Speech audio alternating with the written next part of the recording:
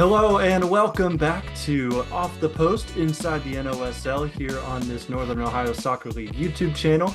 My name is Jonathan Langdon. Alongside me is Director of Operations Braden Mast, ready for round number 2 as we just had match week number 2 and also a couple of League Cup games that we'll be talking about here on the show today. We start off today's show with the NOSL Game of the Week, where we traveled to North Olmsted High School and got to see Pali United take on Ohio City SC. Pali United got the scoring started with Ahmed Adeb quickly into the game, and this was a pretty back and forth one for the first 20-30 minutes, but then that penalty happens.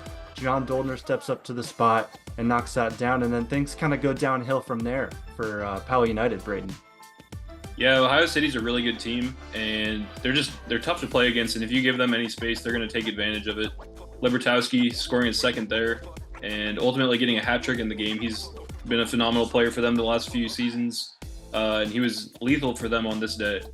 Yeah, Nick Felician with the nice touch over the defense. This is actually the second goal for Libertowski. He'll get his third here in a couple of moments, but yeah, so Pali United had a good first 30 minutes, and then just the offensive attack for Ohio City SC just completely took over this game. And then you're going to see Libertowski. He's not going to score on this play, but he creates the opportunity for his teammate, Patrick Brightbill. Yeah, and that's just another example of being in the right spot. This team is always seeming to be in the right spot. They follow up shots that are deflected by the goalkeeper, and they just do a really good job of finishing. It's unfortunate for Pali. They started the game off really well with that 1-0 lead, and just losing a little bit of focus against a good team like Ohio City is going to hurt you in the first division. And this is what was going to end the scoring. Michael Edelman ends up scoring the last one, and we actually had the score wrong on the graphic. It was 8-1. Final score of this one, 8-1. So, Braden, no matter how the season ends up going for Pali United, it's always going to sting to look back at this one, seeing that 8-1 score. How does a team recover from a game like this? Yeah, Jonathan, it's tough for them to start the season off. They're playing Ashland United last week and now hosting Ohio City. Those are two tough games to start the season. An 8-1 scoreline doesn't look great, but you have to remember this is only their second game in the NOSL, and it'll take them some time just to kind of get acquainted with it. Not ideal giving up 8 goals, but they can know that they lost to a good team and they already have that game out of the way. So it'll be interesting to see how they do as they progress through the season, getting past kind of those 2 early tough games and not playing lesser competition, but just not having to look forward to playing Ohio City again in the regular season. So I think going forward, they can just kind of focus on growing as a team and getting good results, and just kind of leaving that result behind and not dwelling on it. We want to give a shout out to our friends at the OH Report for live streaming this one between Ohio City and Panthers FC in the second division. We love back and forth games, Braden, and this one was just that. Yeah, you see there Cole Clausen picking off a sideways pass and capitalizing on it early. And here's Sincere Long, the Mansfield senior athlete, who actually just came from a track meet prior to scoring this goal. So you see him getting the extra work in there on that day. And also there you have Cole Clausen finishing his brace with his second goal of the game and sealing the 2-0 victory for Ohio City. And now we go straight to the women's division. Ohio City SC, they were on the road for all 3 of their matchups in every division, and they went 3-0. And it started off here on the women's side with Lydia Mitchell getting that first goal. And then you're going to see Madison Rosado here get a nice pass into the middle, and she finishes it nicely. But Delaware Rising here were able to pull one back at the end, and it was from a nice free kick from their Western Michigan player, Kendall Duke. So, Braden, let's break this down. So the men's division wins by 6-7 goals. The men's second division team ends up taking a 2-1 win, and the same result for the women's team. So Ohio City SC just had a fantastic weekend. Yeah, they did. And it's cool to see clubs like Ohio City with the 3 teams in the league. It's only them and Mansfield Liederkranz, the only two clubs that have 3 teams across all the divisions of the NOSL. And all 3 of them are playing for the first time ever for Ohio City on Saturday. And just seeing them all secure a win, that's pretty historic. But you just look at their organization. They have really good players, good coaching, and they got the results on Saturday. And so, staying in the women's division, we're now going to talk about Panthers FC and Mansfield Liederkranz, who took on each other last weekend. We weren't able to get goal clips from this game, but there were a lot of goals there. 6-2 the final, and Panthers FC, they sit atop of the women's division table. Yeah, Panthers have had an absolutely brilliant start to the season, and right now you could say that they're potentially favorites to win the league or finish on top of the table at the very least. But I've been very impressed by what we've seen from Panthers so far. Sydney Poland with a hat trick in this one, and she's at a 4 goal tally for the season. And then McKinley Mendenhall added 2 more of her own. So you see a lot of goals coming from this Panthers team, and they took down another good team this week. So it'll be interesting to see where they're at come the end of the season. So Liederkranz was on the wrong end of that game with Panthers FC in the women's division, but we'll move to another division where they did just a little bit better. Mansfield Liederkranz won 7-1 against Greater Columbus in the men's first division last weekend. Yeah, Mansfield Liederkranz came out and they were playing the defending champions, and they took it to them. This Liederkranz team got goals from Maze Gunderson and Alex Depperschmidt. Each of them had 2 goals, and then Gunderson had 2 assists as well. And then the other goal scorers for Mansfield Liederkranz were Isaiah Jones, Ryan Parker, and Kevin Alejandro. Uh, Parker also had 2 assists, so you see a lot of goals and assists from this team. Parker's been kind of a rock solid piece in their midfield for the last few seasons. He's been a great player. But just seeing Liederkranz come out in this season and win 2 games out of 2, it's good to see. And Liederkranz just putting themselves in a good spot to start the 2024 season and scoring a lot of goals as well. We're headed back to Ashland Community Stadium, and we're going to see an immediate goal from Yaya Dasso here in the highlights. He had a hat trick last week. He adds one to his tally here, and he gives Ashland the 1-0 lead that they would hold all the way into stoppage time before a penalty that you're going to see right here that gives Mahoning Trumbull a chance to tie things up and salvage a point at the spot.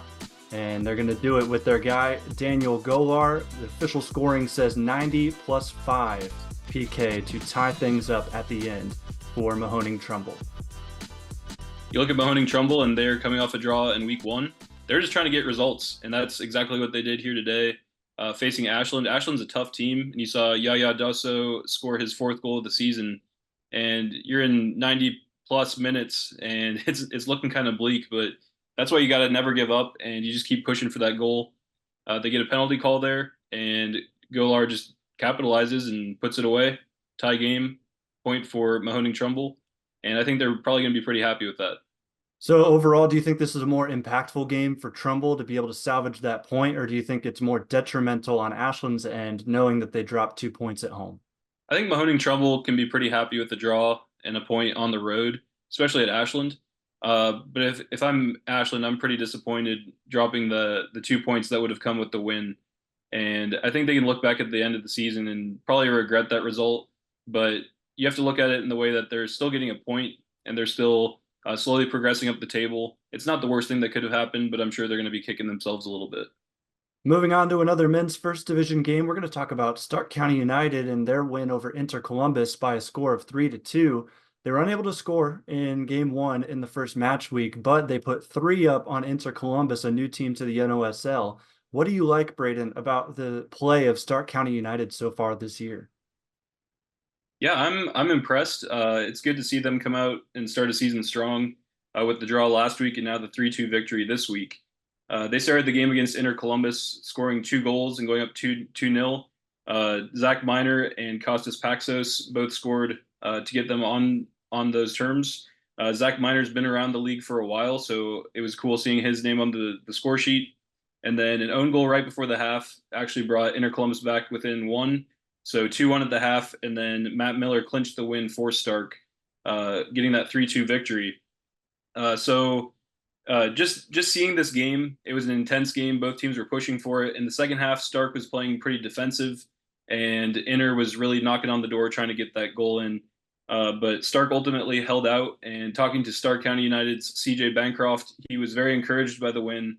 He's happy with how things are going up there, and just says that the team building and the chemistry, everything is just going great, and they can't wait for the rest of the season. So we've got another draw here, but this one's pretty interesting, Braden, because look at this corner and how this first goal is scored. You see a very slight shove. I guess I shouldn't say slight. We'll get another look at this, but a shove in the box. It's ultimately given as a penalty. Before the penalty was given, though, the whistle was blown and they were taking it the other way. So not sure what was happening there, but Landon Kuhn, anyways, finishes off the goal and gets the first one for Delaware Rising, and to much jubilee of the bench that comes over to celebrate.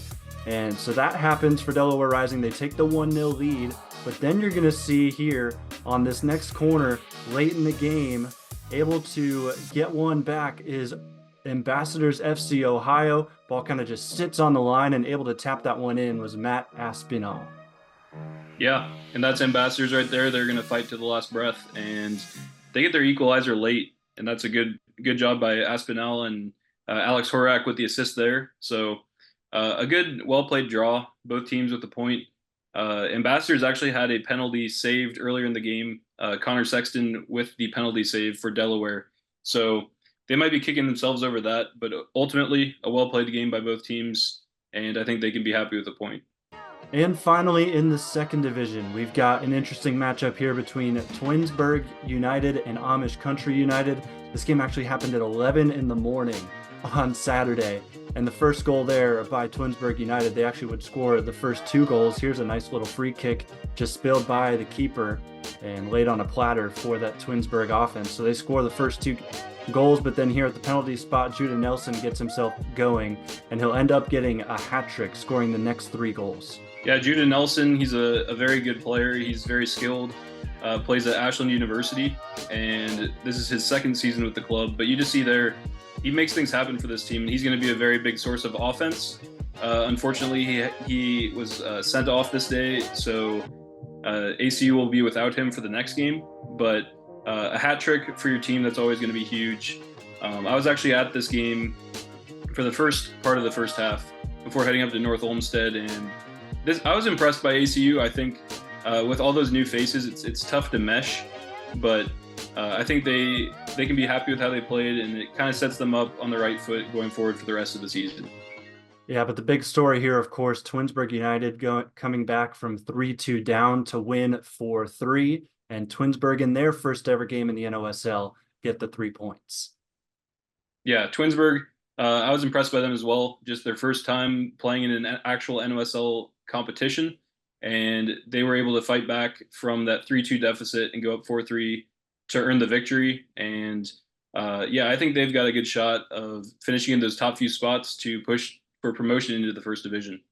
And now is the time we get to talk about the Stimulus Cup, the NOSL League Cup that has gotten going this year. We just had the first round of that this week, Tuesday and Wednesday. We had 4 matchups that were decided to figure out the final 4 spots in the quarterfinals. So Mansfield Liederkranz defeated Pauli United 3-2 yesterday. Inter Columbus also won yesterday. And as I say yesterday, I mean Wednesday. They won 2-1 Inter Columbus against Sesserfoos. And then on Tuesday, Ambassadors FC Ohio defeated Twinsburg United 4-0. And Delaware Rising won 2-0 against Mansfield Liederkranz's second team. And then we had our draw on Wednesday night. And now the quarterfinals, and the draw for the quarterfinals and the semifinals, and they go as such. Braden? So we've definitely got some interesting matchups for the quarterfinals of the Stimulus League Cup, starting with Worcester FC hosting Stark County United. And then Panthers FC is going to host Mansfield Liederkranz. And that'll be definitely an interesting matchup, as those two teams are starting to brew kind of a rivalry. And then Inter Columbus is hosting neighbors Delaware Rising, before Ambassadors FC Ohio hosts Amish Country United to determine who's going to go to the semifinals. So we're very excited to see how the Stimulus Cup ends up. What are the dates for those games, Braden? So the quarterfinals will be played on June 4th and 5th, and then the semifinals will be played on the 18th and 19th of June, before the Stimulus League Cup final will be played at Triway High School on Friday, July 26th at 7:30 p.m. And now finally, we're going to go ahead and take a look at this weekend's schedule. No men's second division or women's division games. It'll just be 4 men's first division matchups that go as such. Saturday, May 25th at 1 o'clock, Ashland United will travel to Malone to take on Ambassadors FC Ohio. Also on Saturday at 1, Mahoning Trumbull United will travel to North Olmsted High School and take on Paoli United. And then at 2 o'clock on Saturday, Ohio City SC takes on Inter Columbus on the road. And then Sunday will be the final game of the weekend, the 26th, of course, at 2 o'clock. Stark County United makes the long trek over to Licking Heights High School, excuse me. They will play Greater Columbus FC. Once again, Sunday, May 26th at 2 o'clock. And that's going to do it for us here on the NOSL YouTube channel for Off the Post Inside the NOSL. Thank you so much for joining me and Braden. Want to make one more announcement. No game of the week on the YouTube channel this weekend. We will return next weekend for match week number 4. Thank you so much for being with us. Enjoy your weekend and have fun watching some quality NOSL soccer.